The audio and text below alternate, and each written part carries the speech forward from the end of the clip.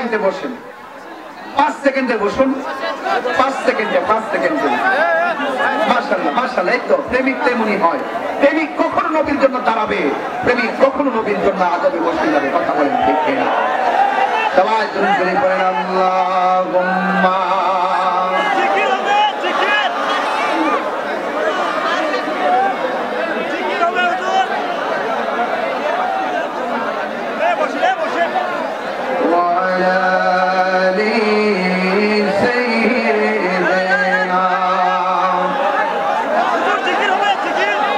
সবাই মুহাব্বতে বলেন আল্লাহু আকবার। আর দয়া করে বলেন আল্লাহু আকবার। এর মুহাব্বতে জিকির করেন আল্লাহ আল্লাহ আল্লাহ আল্লাহ আল্লাহ আল্লাহ আল্লাহ আল্লাহ।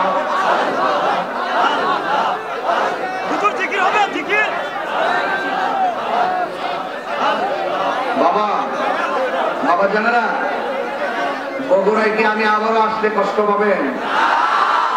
আমার কাছে আজকে 9টা দাওয়াত আইছে। কয়টা? কিন্তু আমি 27 সালে পারবো।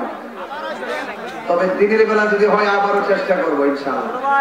তবে আওয়াজ করে বলেন আমার মা বাবার খেদমত চাই কি চাই না? আমার পাশে কারিগর সব বসে আছে, ওদের লাইনটা ওলামায়ে কেরাম বুঝতেছেন। কথা বলেন ঠিক কিনা? এই জন্য অনুরোধ করে বলবো, এই পৃথিবী কি থাকবে না শেষ হয়ে যাবে? আর এই পৃথিবীতে শেষ হলে আমার জীবনটা তো শেষ হয়ে যাবে নাকি থাকবে? আজকে হাজার হাজার মানুষ আমার ওয়াজ শুনতে আসছেন। আমি যখন মরে যাব এই মাহফিল আমার জন্য থেমে থাকবে না, আর একজন ওয়াইজিন আসবে। কথা বলেন ঠিক কিনা? এই জন্য সবাই মহব্বতে বলেন আল্লাহু আকবার। মহব্বতে বলেন ইয়া রাসূলুল্লাহ। এবার নবী জিজ্ঞেস করে, মা আল্লাহু আকবার, মা তুমি আমার আগে যেও না গো মরে। আজকে মা বেঁচে আছে দেখা নবী একটা নাজাতের উসিলা বানাইতেছে। কথা কোন ঠিক কিনা? যদি মা যদি সন্তান আগে মারা যাইতো আর সন্তান যদি মাকে কষ্ট দিত তাহলে উপায়টা কি হইতো? আল্লাহর হাবিব বলেন, একদম নীরব। আল্লাহর হাবিব বলেন, ও বাপ, আপনার সন্তান জাহান্নামের বিছানার মধ্যে গড়াইতেছে, আপনি কেন হাসতেছেন?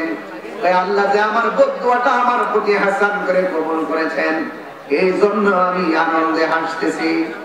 আমার নবী তো উম্মতের দেওয়ানা, আমার নবী আপনার নবী রহমাতুল লিল আলামিন। আমার আল্লাহর ডাক দিয়ে বলে, আল্লাহ ও বগুড়ার বাবা, ও আমার সোনারায়ের বাবা, ও কুড়িগ্রামের বাবা, দিলটা নরম করে বলুন না আল্লাহ। আর মায়া সুরে বলুন না আল্লাহ। আমার নবী আপনার নবী রহমাতুল লিল আলামিন আমার আল্লাহর ডাক দিয়ে কে আল্লাহ সন্তান আরে বদদুয়া দিছে, তুমি সন্তানটারে কবরে আগুন দিয়ে পোড়াইতেছো। যে বদদুয়া দিছে সেই মা সন্তানের কবরের পারে সন্তানের কষ্টের কথা শুনলা অপ্রক্ষেপ না কইরা এই মা তোমার শুকরিয়া আদায় করলো গো আল্লাহ। আমি নবী আমার উম্মতের জন্য একটা কথা তোমার কাছে ফরিয়াদ করি, এই কবরের উপরে ছানিটা তুমি সরাইয়া দাও, এই মহিলাটারে সন্তানের কবরের আযাবটা একটু দেখাইয়া দেন। আমার নবী হলো মুস্তাজিবুদ দাওয়া। নবী যদি বলে আল্লাহ দাও, আমার আল্লাহ দিবেন। নবী যদি বলে আল্লাহ ধ্বংস করে দাও, আমার আল্লাহ ধ্বংস করে দিবেন। নবী যদি বলে আল্লাহ আমার উম্মতকে জান্নাত দিয়ে দাও, আমার আল্লাহ জান্নাত দিয়ে দিবে।